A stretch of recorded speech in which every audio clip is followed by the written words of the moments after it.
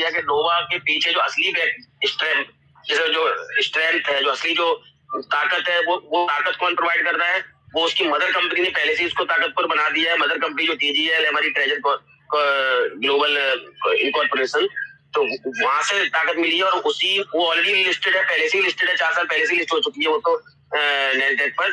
और वहां से हमारी इस नोवा की भी सिंकिंग की गई है। तो जो पूरा जो डायरेक्शन, पूरा जो बैक फाउंडेशन जो मिला है हमारी नोवा कंपनी को, मतलब नोवा प्रोजेक्ट को, वो ऑलरेडी उसकी पेरेंट कंपनी से मिलती है। जो फाउंडेशन मिल रहा है, जो स्ट्रेंथ मिल रही है, जो ताकत मिल रही है, वो ऑलरेडी उसकी पेरेंट कंपनी से मिल रही है, क्योंकि पेरेंट कंपनी पहले से लिस्टेड हो चुकी है। ठीक है, तो नोवा तो वर्तमान में फ्रंट फेसिंग जो चेहरा है, जो दिख रहा है, फ्रंट जो हम देख पा रहे हैं, जिसको फ्रंट फेसिंग ब्रांड है, लेकिन इसके पीछे की जो असली रीढ़ है, असली जो बैकबोन है, असली जो रीढ़ की हड्डी है, वो असली तिजोरी है, और उसकी mother company treasure global incorporation, TGL जैसे शॉर्ट में बोलते हैं, वो कंपनी है जो पहले से ही नैस्डैक जैसी वैश्विक स्तर पर, मतलब ग्लोबल लेवल पर प्रतिष्ठित संस्था पर लिस्टेड है। जो नैस्डैक जैसी जो प्रतिष्ठित मतलब रेपुटेटेड एक जो ऑर्गेनाइजेशन है, ऑलरेडी उस संस्था पर, ऑलरेडी नैस्डैक संस्था पर पहले से ही इसकी हमारी पेरेंट कंपनी टीजीएल पहले से ही लिस्टेड है।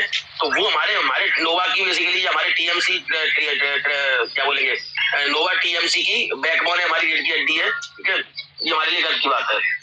दूसरा, जब कोई प्रोजेक्ट सीधा नैस्डैक लिस्टेड पेरेंट कंपनी की छत्रछाया में होता है, जैसे हमारा जो अभी नोवा टीएमसी जो प्रोजेक्ट है, ठीक है, ये हमारे उसकी पेरेंट कंपनी जो पहले से ही नैस्डैक पर लिस्ट हो चुकी है, उसकी छत्रछाया में सारा काम हुआ है। तो दबाव भी रहेगा, अतिरिक्त दबाव भी होता है। जैसे अगर कोई कोई क्रिकेटर है या कोई एक्टर है, उसका जब उसका बच्चा या बेटा या बेटी जब मूवी फिल्मों में लॉन्च होता है, तो उस बच्चे मतलब एक्टर पर अतिरिक्त दबाव होता है, एक्स्ट्रा प्रेशर होता है, क्योंकि उन लोगों की अपेक्षाएं जुड़ जाती हैं उससे, भाई अमिताभ बच्चन का बेटा है तो ये भी उतना ही अच्छे, हम एक्सपेक्ट मतलब उम्मीद लगा लेते हैं कि ये भी उतना ही बड़ा हीरो बनेगा, उतना ही बड़ा फिल्मों में नाम कमाएगा। लेकिन ऐसा हो ये जरूरी नहीं है। बाप ने जो नाम कमाया वो बेटा भी वो नाम कमाएगा, बेटी भी वो नाम कमाएगी, जरूरी नहीं है।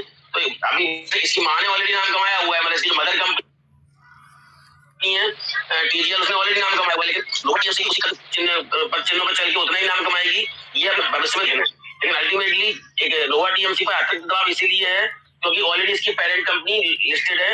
और अब ये नोवा टीएमसी को लिस्टेड हम जो करने जा रहे हैं, तो डेफिनेटली इस पे और ज्यादा सख्त नियम लागू होंगे, क्योंकि ऑलरेडी इसकी कहीं ये देखा जाएगा कहीं पेरेंट कंपनी इसको फेवर तो नहीं कर रही है, कोई मतलब अनवांटेड एडवांटेज तो नहीं दे रही है अपनी मतलब अपने बच्चे को।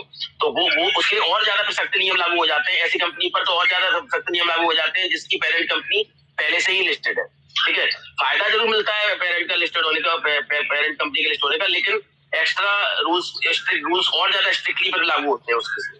ठीक है, तो जब कोई प्रोजेक्ट सीधा नैस्डैक लिस्टेड पेरेंट कंपनी की छत्रछाया में होता है, उसके डायरेक्शन गाइडेंस में मतलब उसमें होता है, ठीक है, तो उसके ऊपर इंटरनेशनल जो कॉर्पोरेट गवर्नेंस है, इंटरनेशनल जो एंटिटी है, जो मतलब संस्था है, जो ये पूरा वॉच करती है, पूरा जो इसको ऑडिट करती है। ठीक है, तो कॉर्पोरेट गवर्नेंस और रेगुलेटरी कंप्लायंस, जहां पर पूरे रेगुलेशन, रूल्स एंड रेगुलेशन नियम जो बनाए गए हैं उनको पूरा फॉलो करना, उनकी फिर अपना डेटा सबमिट करना। 3 साल का हमारी जैसे कंपनी ने डेटा सबमिट किया था, तो पूरा उसके बेसिस पर हमारा पूरा ट्रेजर एनएफटी का डेटा, ट्रेजर फंड का और करंट नोवा का पूरा डेटा कंपनी ने दिया है।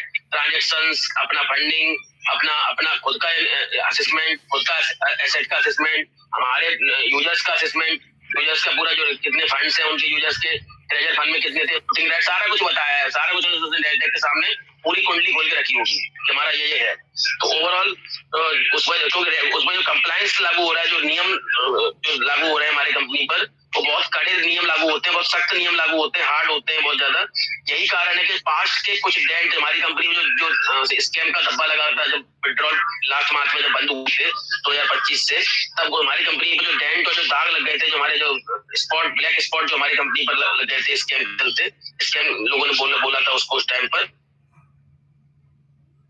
तो उस दागों को पीछे छोड़कर, डेंट को पीछे छोड़कर सिस्टम को अभी नया एक पैगाम, नई एक चेहरा सामने मतलब बनाना है, लोगों को जो पॉजिटिव इंप्रेशन क्रिएट करेगा। पुरानी नेगेटिव चीजें जितनी भी कंपनी के साथ में जुड़ गई थी वो सारे लोग भूलें और उसको पीछे छोड़ के कंपनी अपनी पॉजिटिव इमेज क्रिएट करना चाहती है, ठीक है। उन पीछे छोड़कर एक सिस्टम को पूर्णतः वैध मतलब लीगल, पारदर्शी मतलब ट्रांसपेरेंट, और अवैध मतलब अनबीटन या कह दो सिक्योर कह लीजिए उसको।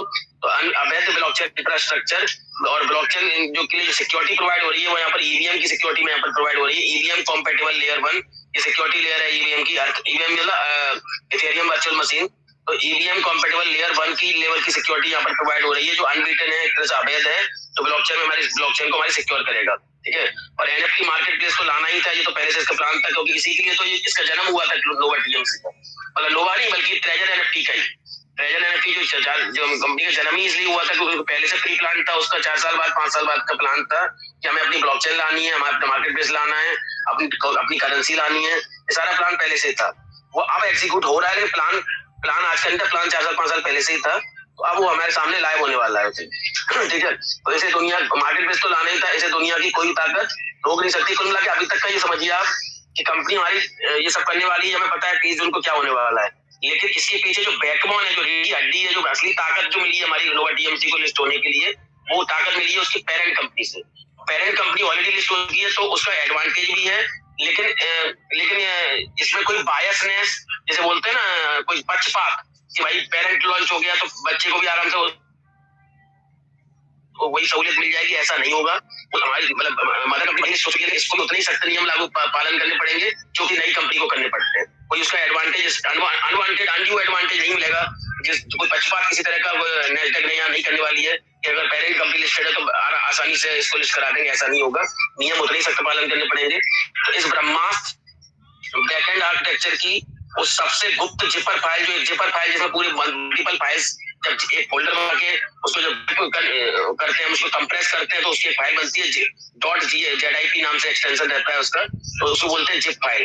तो मतलब मल्टीपल फाइल्स को एक फोल्डर में रखते उसको अगर उसको आप कंप्रेस करते हैं तो सिंगल फाइल जाती है उसकी .zip एक्सटेंशन से, या फिर .war जैसे बोलते हैं, WinRAR जैसे सॉफ्टवेयर होता है, या तो जिप .zip से बनता है या फिर .war से बनता है। तो ओवरऑल एक जिप फाइल फोल्डर बनता है जो मल्टीपल फाइल्स को कंबाइन करके सिंगल कंप्रेस करके उसको कंप्रेस मतलब उसका साइज कम करके एक सिंगल फाइल बना दी जाती है, उसको बोलते हैं जिपर फाइल। तो यहाँ लिखा हुआ है कि इस ब्रह्मास्त्र जो हमारा ब्रह्मास्त्र बैकएंड हमारा जो आर्किटेक्चर है, हमारा जो ब्रह्मास्त्र है जहाँ पर पूरा लॉन्चिंग और ये सब जिसकी हम बात कर रहे हैं, तो बैकएंड आर्किटेक्चर की उस सबसे जो गुप्त जिपर फाइल को डिकोड किया गया है, डिकोड करके देखा है, जिसे डेवलपर टीम जो थी उन्होंने TGL parent support gateway 2026, TGL तो हमें पता ही है पेरेंट कंपनी का शॉर्ट फॉर्म उसका नाम है।